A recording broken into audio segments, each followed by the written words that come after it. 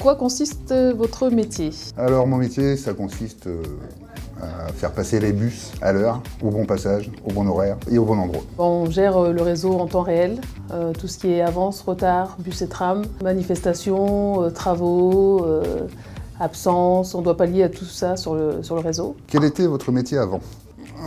J'étais conducteur routier. Vendeuse chez Zara. Après j'étais conducteur d'autobus. J'ai fait un petit peu de formation de conduite tramway. Qu'est-ce qui m'a poussée à faire ce métier? C'était un pur hasard en fait. Un jour j'ai pris le funiculaire et je me suis dit pourquoi pas. Et j'ai postulé et me voilà régulatrice. Je suis devenu régulateur parce qu'il y avait des besoins. Pourriez-vous citer 3 qualités pour être régulateur? La maîtrise de soi. Calme. Prise de décision rapide et efficace. Posé. Être calme. Et réfléchi. Vous êtes combien à travailler à la régulation dans une journée?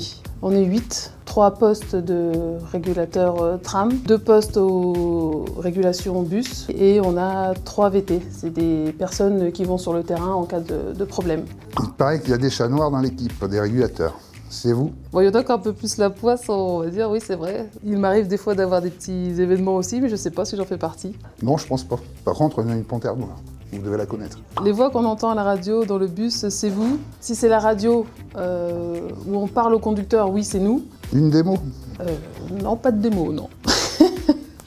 Conducteur, conductrice, bonjour, votre attention s'il vous plaît. Après l'arrêt Georges V, vous prenez à droite la rue Louis Brando pour rejoindre vos itinéraires respectifs. Et merci, au revoir, bonne route. Ça, c'est la fin du message. Quels sont les différents moyens de contacter un conducteur? Nous, on se sert que de la radio pour contacter un conducteur. Et puis, si jamais la radio tombe en panne, on a toujours les pigeons voyageurs qui fonctionnent. Comment faites-vous pour savoir s'il y a des travaux, que la rue est bloquée? Vous avez caché des yeux, des oreilles dans toute la ville. En final, c'est plus les conducteurs qui nous remontent les problèmes.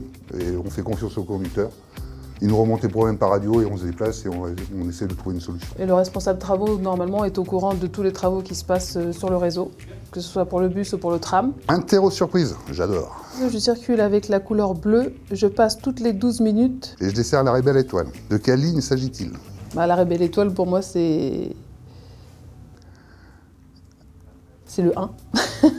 Alors là, c'est une question piège. Moi, je vois que la ligne 1 qui passe à la Belle Étoile, ou la ligne 10. Je sais pas si c'est bon, mais je pense. Comment les conducteurs font pour être à l'heure exacte à un arrêt? Il y a un calcul de la distance parcourue, en fait. Si vous montez dans le bus, vous regardez à la droite du conducteur, il y a un petit pupitre qui annonce les avances-retards. Et le conducteur, il accélère ou il ralentit pour se mettre à l'heure. C'est une personne qui n'est pas contente, je pense. Mais je pense des petites étoiles, c'est des mots pas très gentils. Ah d'accord, ok. Je veux un petit message gentil. Si vous êtes régulateur, faites passer les bus à l'heure, merci. Oui, on essaie de faire passer, mais on est soumis aussi aux aléas de la circulation. Il y a des choses qui se passent en temps réel, les clients ne sont pas forcément au courant de ce qui se passe sur la route, mais il s'en passe des choses. Quand il y a une manifestation, comment faites-vous pour faire les itinéraires des bus en temps réel? Ça évolue tout le temps, non? Ah ben voilà, on a des agents sur le terrain qui suivent les manifestations et on va dévier par radio les bus au coup par coup. Et oui, ça évolue tout le temps, donc ça change tout le temps et c'est vrai que c'est compliqué pour le point info client de donner les informations en temps réel parce que ça change toutes les... Des fois c'est 2 minutes, des fois c'est 5 minutes, des fois c'est 10 minutes parce que si la manifestation en plus elle reste un petit moment à cet endroit-là, elle a décidé de bloquer cet endroit-là et ça dure un peu plus longtemps. Comment ça se passe quand il y a un problème sur le tram? On ne peut pas le dévier de ses rails. Exactement. Le tramway, c'est un peu plus compliqué. En fonction de où est le problème, on fait un retournement. C'est-à-dire qu'on arrête la rame à cet endroit-là et la rame fait demi-tour à cet endroit-là pour repartir. Est-ce que les oiseaux qui se posent sur les lignes du tram peuvent être électrocutés quand une rame passe? C'est une bonne question, je ne pense pas. Ou en général, les oiseaux, quand ils entendent le tram arriver, ils décollent, ils ne restent pas sur la ligne électrique. Est-ce que c'est stressant d'être régulateur? Quelle est la situation que vous redoutez le plus? Il y a des situations qui sont plus stressantes que d'autres, c'est clair, mais il faut savoir garder son calme. La situation qu'on redoute le plus, c'est l'accident de personne. Est-ce que vous avez un compteur Linky pour voir la consommation d'électricité du tram en temps réel? Mais c'est pas Versailles ici. Non, c'est pas Versailles, c'est le Havre. Le compteur Linky, il n'est pas chez nous, c'est les services techniques qui gèrent ça. Nous, on a quand même la main, si jamais il faut couper l'électricité, on a un gros bouton rouge, on appuie dessus, et là, on peut arrêter tous les trams d'un coup. Merci à toute l'équipe LIA d'être toujours là pour nous, vous êtes au top. Ça, c'est gentil.